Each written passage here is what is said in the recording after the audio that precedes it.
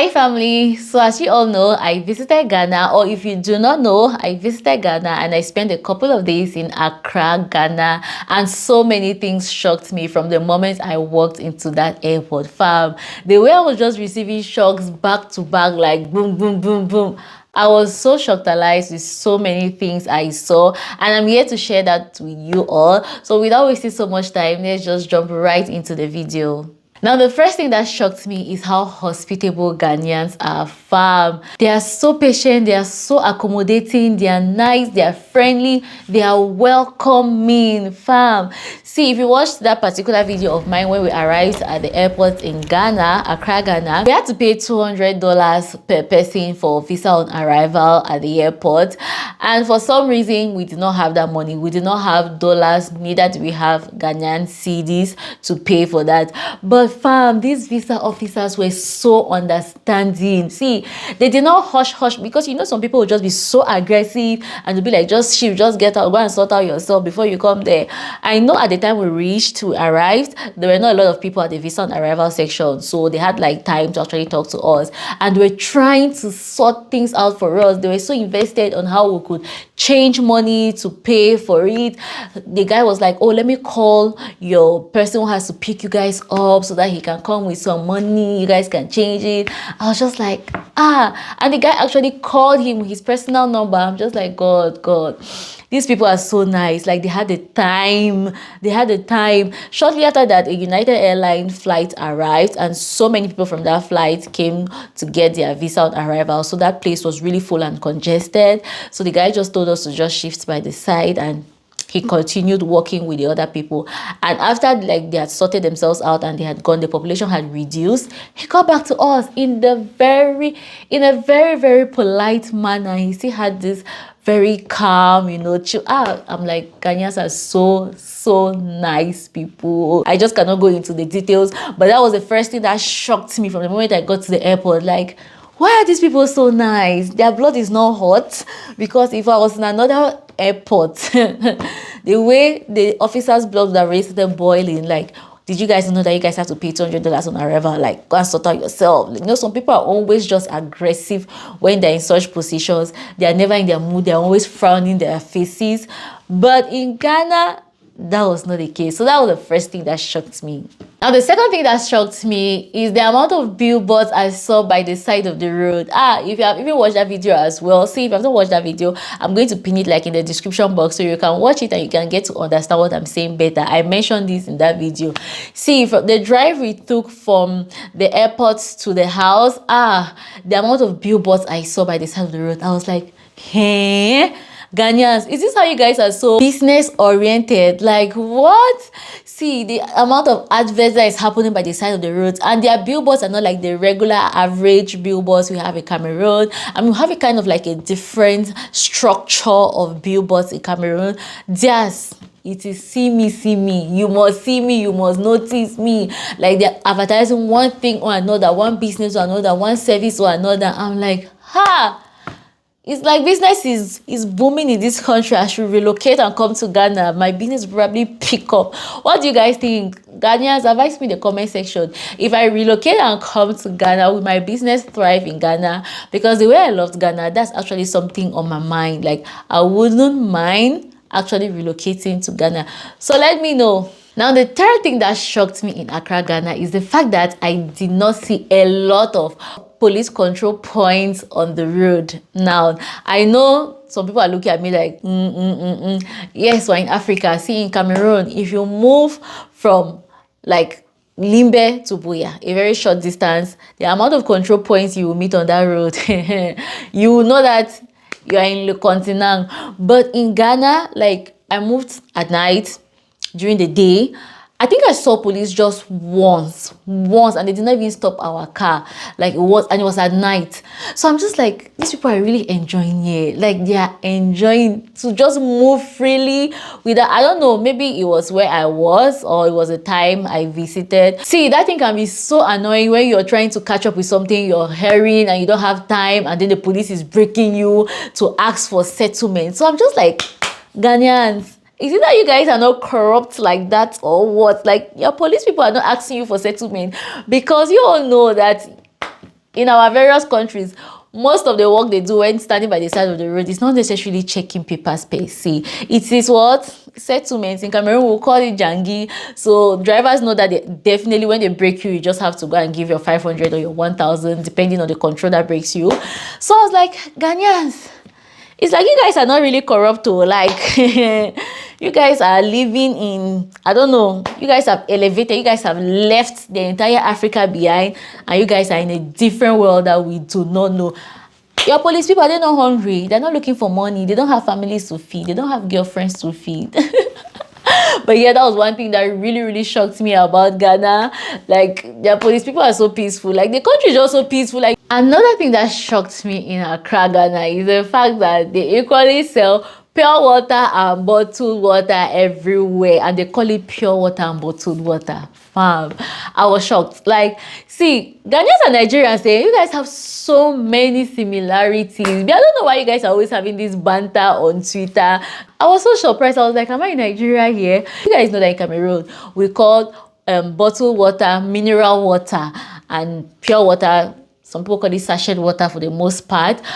But Ghanaians, they are calling it pure water, bottled water, pure water, bottled water. And not only that, they equally like really consume the pure water and bottled water. They do not drink their tap water as well. That was one similarity I think they have in Nigeria. And the first time I went to Nigeria, I was shocked. Like, why are you guys not drinking your tap water? What happened with your tap water? Because in Cameroon, we drink our tap water. But in Ghana as well, they do not drink their tap water. Like, the poorest of the poorest, you can afford pure water. So you see houses, either they drink pure water, which is sachet water, or they drink bottled water. Interesting. It's like Ghanaians have money, eh? You guys have money. There's money in that country. You guys are not telling us. Let me know down in the comment section. Another thing that shocked me in Ghana. See, this one, I was just like, it's like Ghana has left the rest of us in Africa. See, is their uninterrupted power supply. Now, before you even want to come for me, just wait. Because I know some people want to come for me.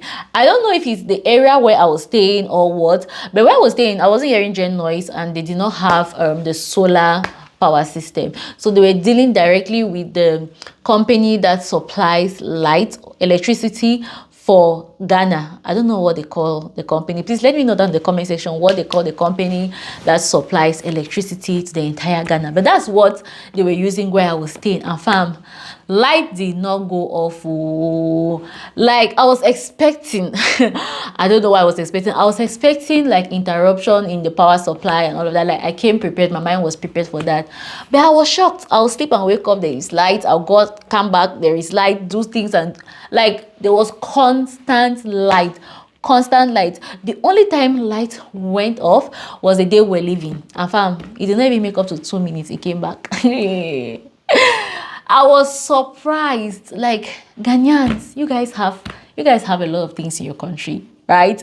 I don't know where this power supply is coming from. Ghana, you guys have left us. Like, your power supply company, they're doing well. Yes, let's admit. Another thing that shocked me is how affordable their trotro buses are. Now, trotro buses are a mode of transportation that you can use in town that transport people from one place or another.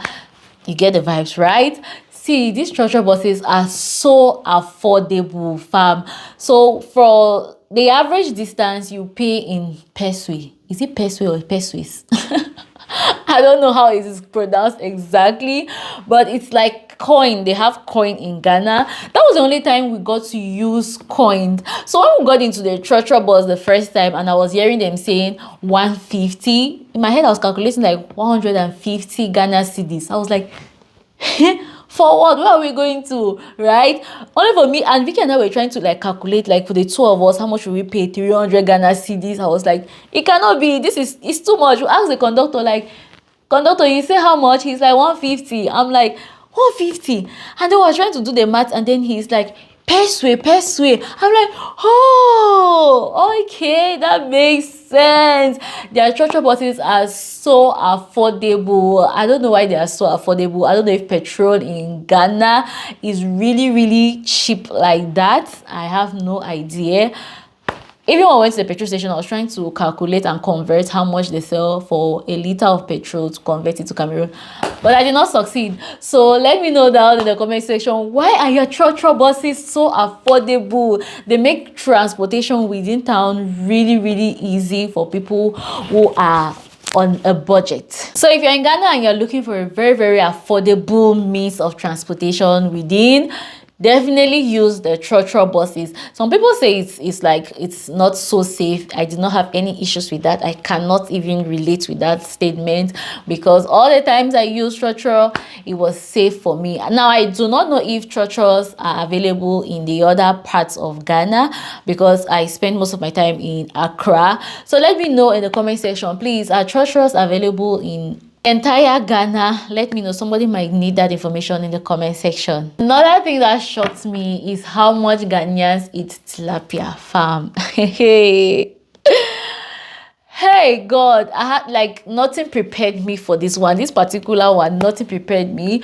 I don't know, I kind of had an idea in my head that one of the Ghanaians, their main meals was to be paired with tilapia. So there's this Ghanaian meal that they do with fufu. The fufu is not like our regular fufu. I think it's made with something like corn and something like, it's a combination of something, but I know they wrap it in like corn leaves, and then you eat it with shito, one red sauce. I've forgotten the name of this particular meal just now. Hey God, if I remember, I'll leave it on the screen, or you guys please can help me in the comment section. What's the name of this particular Ghanaian meal? And it is paired with tilapia. I know that that's like the staple protein that has to be eaten with that particular food. So I was aware that, okay, tilapia is actually eaten with a particular Ghanaian dish, but fam, Ghanaians eat tilapia with nearly everything. Any meal eatable that needs a protein, just know that tilapia can fit there. But for the most part, it's fried tilapia. And tilapias are surely complaining in the water like, have mercy on us, Ghana, have mercy on us. When I was doing researching, I saw that in 2017, their Minister of Environment, Science, Technology and Innovation, Professor Kwabena, stated that some traders had resorted to using formalin to preserve tilapia. Although the traders said they had never heard that before, like the traders washed their hands from that matter and disowned whatever the professor said. Like they cannot relate. They don't know what the professor is talking about because they do not use formalin. And the professor was saying that it's a high cause of cancer. So he was calling it to their attention that they should stop preserving tilapia with formalin. God, I'm just like, Ghanaians and tilapia like this, 5 and 6. I'm not really a fish fan like that. I really do not love fish like that. But once I got to Ghana, it taught me how to retrain my mind. Like, you definitely have to love fish. Like, why can you not love fish? Are you been living under a rock? Like, so that was one thing that really, really shocked me in Ghana. Another thing that surprised me, I cannot say this one actually surprised me, is like I kind of knew, but I don't know. See, is the fact that Ghanaian has curvy girls. My God. See, I knew that Ghana is noted for having figure 8 girls, like girls with the hourglass shape, like they have bum, and all of that. They have breast bum, like actually have that hourglass shape. I knew, but for some reason I just felt like it's the internet, right? It's movies, it's music videos, so people can do anything to look a certain way or to portray a certain kind of notion. I was like, oh, maybe they're even gonna done BBL, like the girls have done BBL, or maybe just the ones that they choose to portray in these movies or the music videos or anything. But fam, when I got to Ghana, I now understood why they say Ghana is blessed with girls. Like, their girls are so pretty. See, it's not even the fact that they have just the hourglass shape. They have a fine face. Like, their girls are 10/10 minus nothing. You see a girl who is so pretty on her face and she has the shape. I'm like, this is it. And they are so polite. Don't even think that is like in this our country that you meet a fine girl and she's so rude. She's so polite. She's so nice. Like, please, thank you. Well, I'm like, a fine girl. Hey, if God just gives me nyash like this figure 8 shape, You all, I'll come and be doing video standing. You guys must see the shape. But the girls are so humble. Like, you know, when they're making, like, they don't know that they have that shape. They don't know that they're beautiful. Like, I just chose to be the humble girl. I don't think I'm that good and all of that. But the girls are so pretty. I know boys like this point, and boys who want to go and visit Ghana because of this particular point, but it's worth it, trust me. The girls are Ghanaian guys. They have a fine face, like, and then the English they speak. There's this charisma they have when they are Ghanaian people. I think God bless those people with beauty. They have fine face and then they speak good grammar in addition. That phonetics, you see that phonetics that we used to laugh at, the way they pronounce their words, like Ghanaians, they will pronounce mother. You know how they'll pronounce all those things. We will laugh when we hear Jackie Appias and the rest saying it. Fam, it is so nice when you go to Ghana and you hear them speaking it. You see a fine boy and he's speaking correct English, like good English, and he's even adding that phonetics. It's so beautiful. Like, that thing, this one was a good shock. Like, I was pleasantly shocked by this point.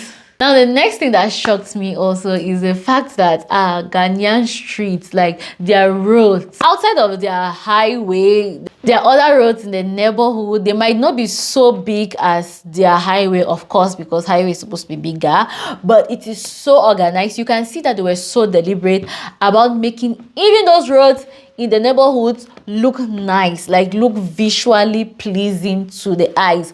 So they go as far as planting flowers by the side of the roads.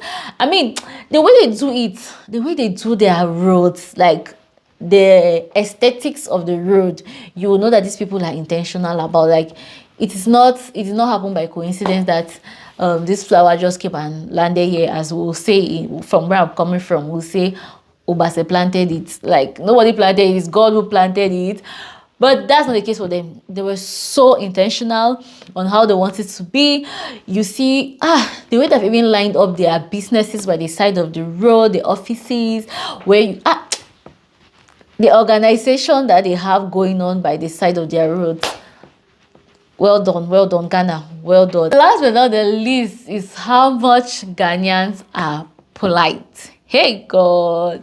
See, when we went to the market, we went to Makola market. So I was carrying a rapun. I was carrying a couple of things. And then we wanted to buy like fan milk, fan choco, some that drink that it's everywhere in Ghana.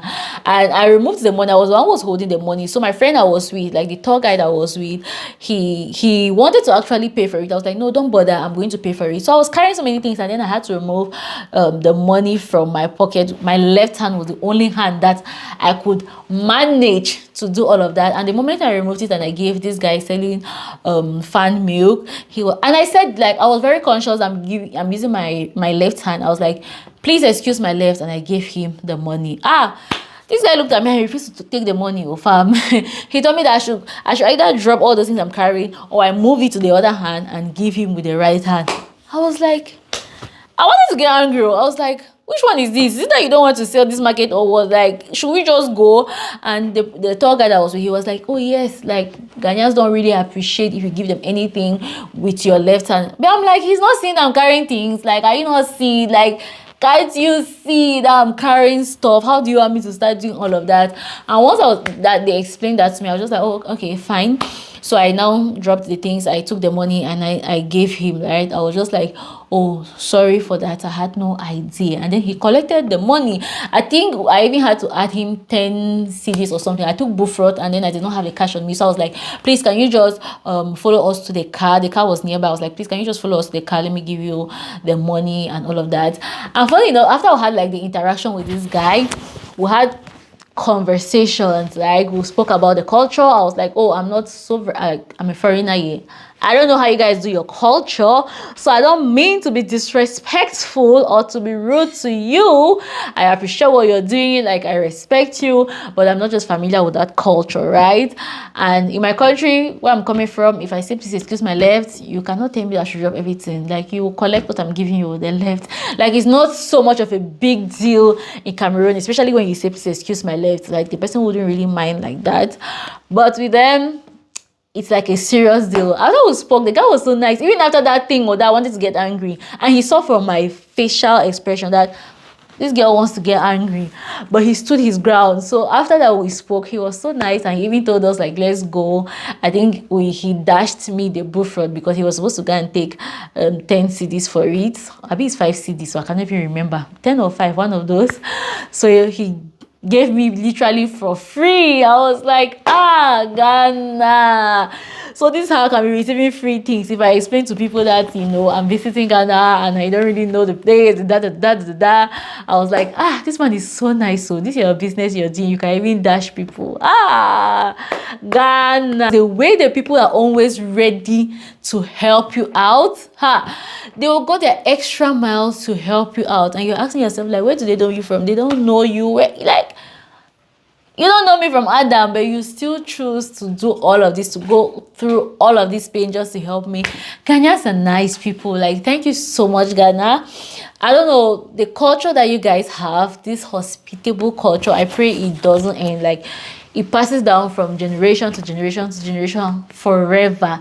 Ghana is such a peaceful country. So if you're looking for a place to go to, you visit a place in Africa where you can get like this chill kind of vibe, but you can also still have fun. Ghana can have fun for Africa, especially at night. See, if you know the right places to visit in Ghana, you will enjoy your stay. You will love your stay. You will even be looking forward to going back to visit again.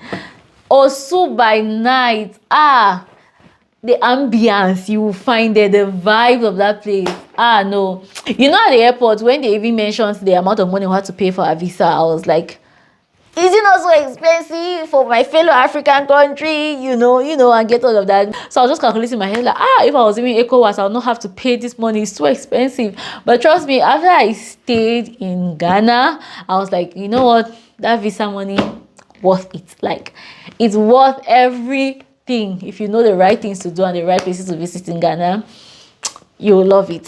So I think I'm going to end with that for this video. Let me not make it so long. Thank you so much if you watched till this point like this that I'm talking. You're the real G. Thank you so much. Please subscribe if you're not subscribed to this channel. I'll definitely see you unfailingly by the help of God on my next one. Bye.